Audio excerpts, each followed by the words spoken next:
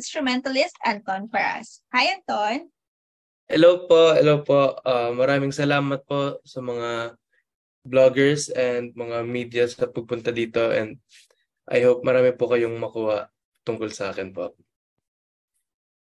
Thank you, Anton. So, ayan, it's time. Hindi na nga po kami makapaghintay kung tungkol saan ba itong Can't Wait. Kaya naman, the floor is now open po to the members of the press. Our first question will come from Sir Dondon Cernino of Abante. Hello po, Sir Dondon. Ayan, okay. Magandang hapon, Anton. Good afternoon. Hello po, magandang hapon po. Since yun na nga, first time ka namin ma-interview, so can you tell us more about yourself? And of course, yung tungkol na rin sa single mo na Can't Wait. Pakwenta kung paano ba nabuo ito. Sige po. Ako po si Anton Paras, 21 years old na po. Taking up legal management sa De La Salle University, 4th year na po ako. And yes, I enjoy writing songs, I enjoy singing. I come from a family of musicians po. Like, lagi po kaming pinapakanta ng grandma namin, kami magpipinsan. Yeah, and nung grade 12 or grade 11, I think, dun ko lang po na-realize na I want to perform in front of a crowd. Kasi nag-try po ako mag-audition for theater. And nung nakuha po ako, then I got a chance to do a lead role. And ayun po, medyo parang nagustuhan ko po yung adrenaline rush, being on stage, being in front of a lot of people po. Ayan. Yes po. About Can't Wait. Yes po. Funny story po kasi, sa Can't Wait po, nakuha ko lang po yung idea ng song nung nanood po ako ng isang movie ata or series na parang about sa isang long distance relationship. Okay. So parang inaisip ko po, marami pong long distance dito sa Philippines. Like relationships, families, like yung mga stuff po na gano'n. Hindi yung song po, hindi po siya totally for relationships only. Pwede rin po siya for family members who are out of town, out of the country, working, mga OFW po. Yes po. Pero ikaw, Anton, mostly mga hugot songs ba ang genre mo? Mas gusto mo yung ganun or?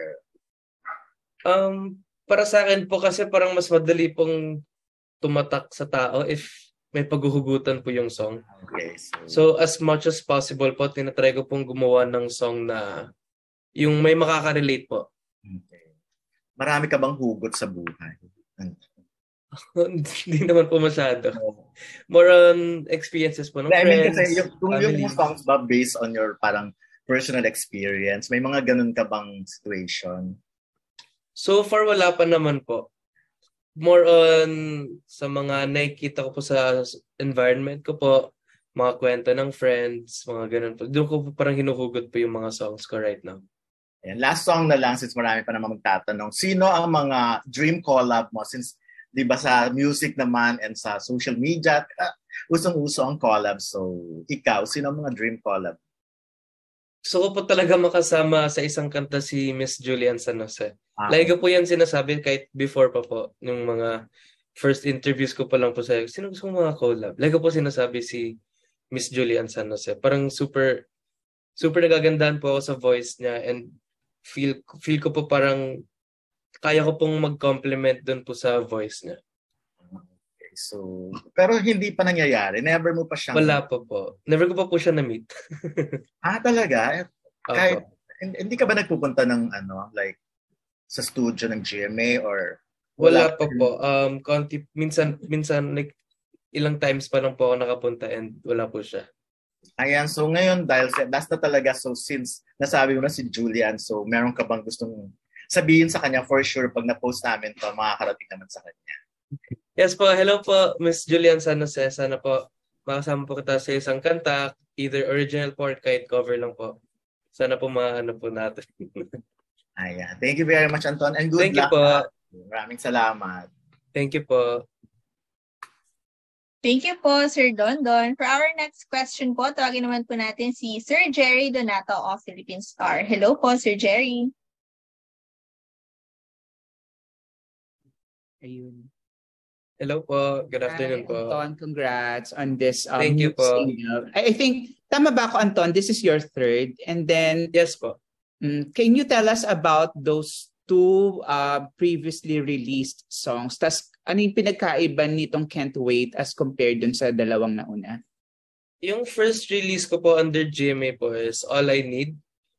Tungkol po siya sa parang pandemic ko po kasi siya nasulat. So parang yung story po ng songline is kahit ano pong nangyayari sa mundo, sa Philippines, parang you have someone na doon ka po humuhugot ng lakas, ng will to move on, keep on with life, mga ganun po. And for Binabaliwala naman po, it's more of like sa mga hopeless romantic naman po. Like yung may gusto ka pero kahit ano pong gawin mo, hindi ka po pinapansin ng girl or ng guy na gusto niya po. And pinagkaibahan po nung yung first two po kasi more on ballad R&B, din po yung type. And ngayon po kasi more of like pop R&B naman po. So super ibang genre po siya sa first two songs ko po na na-release. And mas challenging siya actually. Pero feel ko naman po mas worth it and mas maganda po yung third song ko po. Saan ang gagaling yung feeling na yun nga, you found this one challenging? Kasi are you not into R&B, sorry, or do you have other preferred musical genres? No naman. Me po kasi more of R&B po talaga ako. R&B, pero more of like yung sa ballad po ng R&B. First time ko po magganto, yung medyo upbeat po and medyo mabilis po yung mga lyrics. Eh medyo bulol po ako. So minsan po na pag sobrang focus, nung nag-record po kami, super focus po ako sa pag-pronunciate ng mga words. Minsan nawawala na po pala ako sa tono, sa timing, mga ganun po. So nakailang takes po kami dun sa recording, which is dun po ako nahirapan po talaga. Yung sa recording po mismo. Tapos, Anton, I understand that you are a multi-instrumentalist. So what other instruments do you play aside from the guitar? First instrument ko po talaga is piano. And then nag-stop po ako, then I shifted to drums. Yun po. Then I know a little bit of ukulele po. Okay. Sige, okay. So ano ba, yung mga release, for my last question, I'm just curious, kung yung mga releases ba to is something na nire-release kasi you have a full album in mind? Kasi di ba ngayon parang rare na nagre-release ng isang album, kadalasan puro singles na lang. But of course, I hope at the end, pwede siyang i-compile as one solid album. Meron bang ganong plano? Wala pa naman pong plano po na ganon. I just want to create ng songs na nasa isip ko po kasi ngayon is quantity over quality. So parang release lang po ako ng songs until eventually may mag-hit. Okay. Congratulations again. Thank you po. Thank you po. Okay. Thank you. God bless. Thank you po. God bless din po. Thank you po, Sir Jerry. Ngayon naman po tawagin po natin si Angelica Villanueva of Manila Standard. Hi, Angelica. Hello. Hi, Anton. Hello po. Congratulations. So, I have two questions na naman. Pero, yung first is, sino yung nabanggit mo, di ba, na family kayo ng mga singers yan? Kinoconsider mo ba silang musical influences mo? Or may iba ka pang artist na nilolook up to? For sure po. Isa po sila sa mga inspiration ko pong kumanta. Pero feel ko po yung nagbigay po talaga sa akin ng push is si Bruno Mars po. Like ever since bata po ako, Bruno Mars and